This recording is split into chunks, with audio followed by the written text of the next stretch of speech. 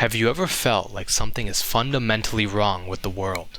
The more you observe and the more you ponder, this internal off-putting sensation just keeps growing. Like you're stuck in a system that doesn't make sense. A financial matrix that values dollars over human happiness. Well, I certainly did, and certainly still do. I was there at work, grinding away at a corporate job, wondering why everything in life seemed to revolve around money. Every single action that is performed in my day-to-day is revolved around fiat in some way, shape, or form. It wasn't until I understood and I studied Bitcoin that I began to see through the matrix, to understand how our world is built on financial BS, the bad systems, broken incentives, you name it. This video is about my awakening in this process, blended with analysis to help you see what I saw. We grow up trusting the money in our wallets, but what if I told you that the financial system is rigged from the start? Central banks and governments can create money out of thin air, and they do it a lot and often. In fact, over 40% of all US dollars in existence were printed between 2020 and 2021. Think about that just for a second. Almost half of the dollars ever made were conjured in just 1 year. When governments print trillions of new dollars, the dollars in your pocket lose value. Your paycheck may stay the same, but groceries, rent, and gas get more expensive because the currency is worth less. The system quietly siphons wealth away from regular people through this hidden tax called inflation. In other words, what cost $1 a century ago costs over $25 today. That's how much value our money has lost. It gets worse. Those who control the money supply benefit from this game. Governments finance endless wars and bailouts by borrowing and printing money, while ordinary workers pay the price in the form of devalued wages and savings. For years, the political system essentially siphoned wealth from the economy. But with Bitcoin, that dynamic may finally change. The more I learned, the more I felt like Neo in the Matrix, realizing the world I took for granted was an artificial reality propped up by endless money creation. Most of us are taught to work hard, get a job, and save money. But what if the money itself is a mirage? If your salary is $50,000 and the government prints 40% more money, your pay is effectively worth much less in buying power. You're running on a treadmill that's going nowhere, or even backwards if we're going to be honest here. We witness this when prices rise faster than our wages. It's no coincidence that despite rising productivity, many people feel left behind financially. The game is rigged so that your dollars never hold their value. Consider this. If you stashed $10,000 in a savings account a few years ago, that money today buys far less than it did before. You've lost wealth by doing everything right.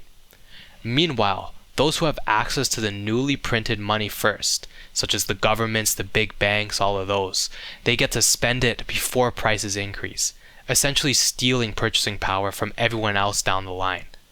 This phenomenon was noted during the 2008 crisis and beyond, when bankers were bailed out with public money and ordinary folks got foreclosures and layoffs. The rules of the game benefit the few at the top, while the rest of us are just told to just work harder.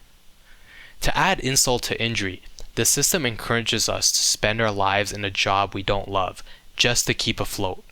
Majority of us can sit and realize that we are essentially living as a wage slave, working a 9-to-5 job that feels meaningless simply to earn devaluing dollars to survive.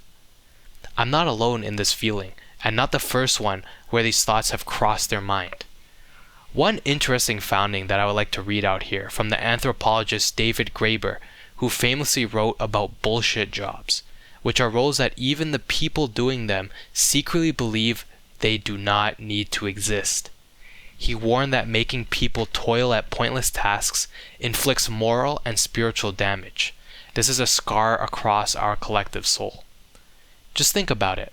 How many of us push paper, shuffle spreadsheets, or attend endless meetings that accomplish nothing real? Meanwhile, truly important jobs such as teachers, caregivers, public servants often get lower pay and less respect than the corporate fund managers. Our system has created a bizarre scenario where we've invented a whole universe of futile occupations that are professionally unsatisfying and spiritually empty. We're told to climb the corporate ladder, but often the higher you go, the less the work seems to tangibly matter to society. No wonder surveys in the UK, for example, found that 37% of workers believe their jobs are pointless, and with an exponential rise of others feeling the same way worldwide. As humans, we're social, creative, and emotional beings. We weren't designed to sit in a cubicle for 40 plus years just to pay bills. We crave purpose and genuine contribution, but the rat race can derail those deeper aspirations. So how did Bitcoin change things for me? Again, I'm going to be referring to one of my favorite movies, The Matrix. Neo swallows a red pill to wake up from the fake world he's been living. For me, Bitcoin was that red pill. It started years ago as a curiosity about a new kind of digital money that can be a good investment, but it became a lens through which I could finally see the truth about our financial system. Bitcoin is like the red pill. You take it and you see how deep the decentralizing rabbit hole goes. Bitcoin unveils the matrix that we grew up in and have become so engraved into. What did I see after going down the Bitcoin rabbit hole, you may ask? Well, first, I saw that money does not have to be controlled by governments or printed at will. Bitcoin has a fixed supply of 21 million. No central bank can decide to create 40% more Bitcoins on a whim, ever. That was eye-opening to me, a form of money that can't be debased by any authority. It made me question why we ever accept that inflation is just a fact of life. Why should 2%, or nowadays more realistically 5, 10, 15, 20%, if we're not looking at a basket of selected data, of our wealth evaporate every year by design? With Bitcoin, inflation is not a given. In fact, its purchasing power increases over time in contrast to the dollar. Secondly, I saw that Bitcoin operates on transparency and consensus, not in the backroom deals by elites. Every transaction is recorded on a public ledger and verified by a network of computers. There are no bailouts here, no special favors. No one can cheat the system, because the rules are enforced by code and mathematics. Personally, I would rather have my trust in my financial liberty in the power of mathematics and computational power than a group of elitist politicians. This was a stark contrast to the fiat system, where, as I mentioned, banks that make reckless bets get rescued by taxpayer money, but regular people living paycheck to paycheck get no safety net. Bitcoin felt like a system where the playing field is level, a system designed to empower individuals rather than exploit them. Finally, the third point here I would make is Bitcoin made me realize that money itself is just a belief system, a social construct. The US dollar isn't backed by gold or anything tangible since 1971. It's backed by trust and the illusion that money is worth something. Bitcoin, in turn, is backed by a different kind of trust. Trust in open source code, in mathematics, and the consent of its users globally. Using Bitcoin, I joined millions of others in essentially saying, we choose a new reality. In my mind, I was opting out of an unfair game and joining a new one with fair rules and a system that isn't rigged against you. Perhaps the most profound change after taking this red pill was internal. I began to question the very definition of wealth and success. If chasing dollars that constantly lose value is a fool's errand, and if working a joyless job just to earn those dollars is stealing my happiness, then what really matters? This line of questioning led me to rediscover an age-old truth. The purpose of life isn't to accumulate money, it's to find fulfillment. We are, as living beings, meant to experience life, to learn, love, create, and connect, not just grind away in an office. Once I stopped viewing everything through the lens of a dollar, a weight lifted. I started valuing my time and passions more. I invested in relationships, health, and personal growth. These are things that money can't buy. Don't get me wrong though, money is a useful tool, but it's supposed to serve us, not enslave us.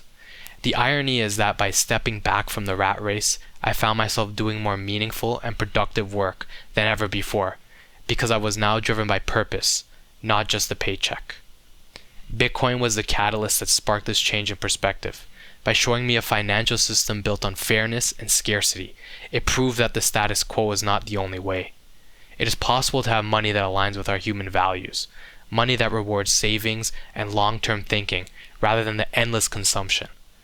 This realization made me more hopeful about the future.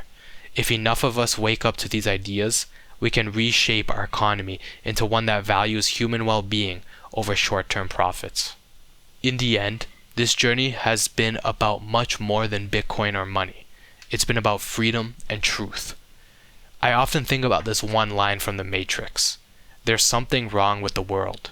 You don't know what it is, but it's there, like a splinter in your mind. That splinter for me was the vague sense that we are living in a financially constructed reality, one that benefits someone else at my expense. Bitcoin helped me pull that splinter out by naming the problem.